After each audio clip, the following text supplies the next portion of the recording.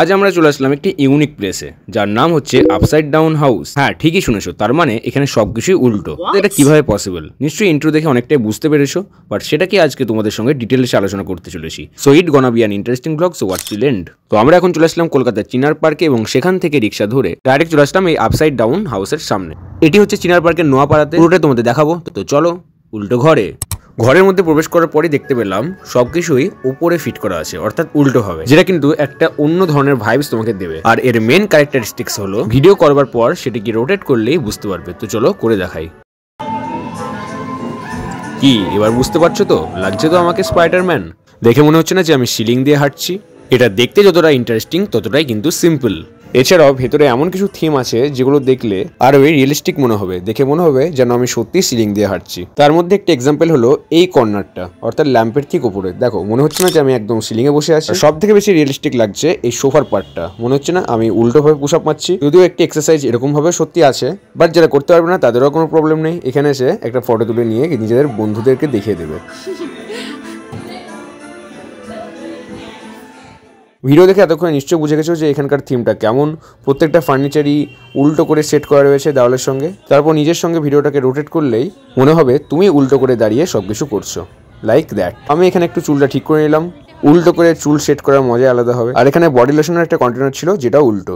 আমার সোফার পার্টটা সব থেকে বেশি ভালো লাগছে, তার জন্য আরেকবার এখানে আমি আসলাম। দেখতে পাচ্ছ, দেখে মনে হচ্ছে না যে আমি সিলিংয়ে বসে আছি, একদম উল্টো হবে।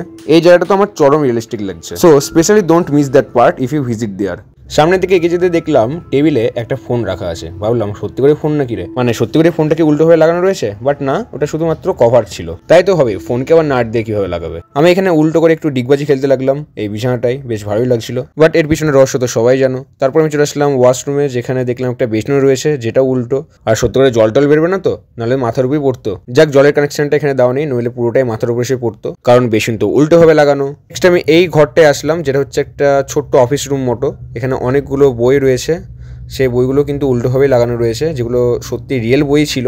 সামনে একটা ল্যাপটপ চোখে বললো যাই একটু ল্যাপটপটা চালিয়ে দেখি, এটাও বেশ উল্টোভাবে লাগানো রয়েছে। যেহেতু রিয়েল ল্যাপটপ ভাবলাম এটা চলবে, বাট না, উল্টো জিনিস কি কখনো সোজা কাজ করবে? সে উল্টোই থাকবে, ঠিক এই ল্যাপটপটার মতোই। টেবিলে খাবার দেখে তো চমকে গেছিলাম, খাবারগুলো কি উল্টো হয়ে লাগানো রয়েছে নাকি? বাট না, এগুলো রিয়েল খাবার না, সবটাই স্টিকার। বাট দেখে কিন্তু রিয়েল মনে হচ্ছে, দেখো মনে হচ্ছে সত্যি বাটার নান রাখা রয়েছে। নেক্সট আমি ভাবলাম সিঁড়ির কাছে গিয়ে একটা ভিডিও বানাবো, বাট আমার কনসেপ্টটা ঠিক ছিল না। তো এখানকার গাইডই আমাকে বুঝিয়ে দিল যে কিভাবে এখানে ভিডিওটা বানাতে হবে। কনসেপ্টটা ঠিক ছিল, কিন্তু হাতটা সামনে পেছনে করে করে আসতো। নিচে যান, একটু ঝুঁকে বসুন। মাথায় লাগবে না হয়তো, ঝুঁকে বসুন।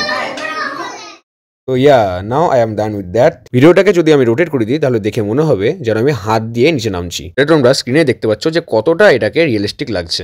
সো আমার তো খুব ভালো লাগলো। দেন আমি চলে গেলাম কিচেনে এবং সেখানে একটু হাত ধুয়ে নিলাম, মানে জল তো পড়ছিল না, একটু ইয়ার্কি করলাম আর কি। কিচেনের সমস্ত সামগ্রী কিন্তু রয়েছে, বাট সেগুলো সবই উল্টো হবে। এমনকি ফ্রিজও, ইয়েস, এটিও রয়েছে উল্টো হবে। মানে এগুলো কিন্তু নকল নয়, আসল ফ্রিজ।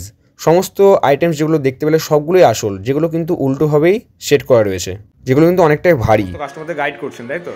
আচ্ছা, থ্যাংক ইউ, আমাদেরকেও তিনি খুব ভালো গাইড করেছেন। তো তোমরা ফটো ভিডিওর জন্য প্রথমে বুঝতে পারছিলাম না, কিন্তু ফটো ভিডিওটা উনি গাইড করে দিলেন। Thank you so much. Thank you so much.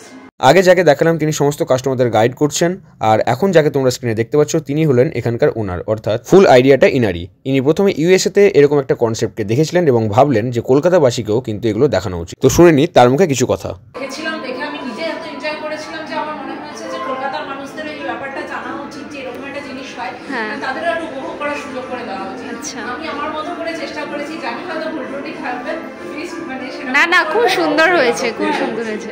এটা কি আপনারা জাস্ট পার্টিকুলার ভাবে এখানেই আছে না বাকি সব আপনারা শাখা বা শাখা এখনো কিছু নেই, এটাই একমাত্র ওয়ান এন্ড অনলি কলকাতা। এটা মানে আমি প্রথম শুরু করলাম, এটা আমার মানে ফার্স্ট। তো ইন ফিউচার কি আরো নতুন কিছু করার ইনোভেটিভ ইচ্ছে আছে? ইচ্ছা তো আছে, চেষ্টা তো অবশ্যই করব, দেখি কতটা কি আমার চান্স পাই আমি। So don't forget to subscribe and follow me on Instagram and Facebook. Thank you.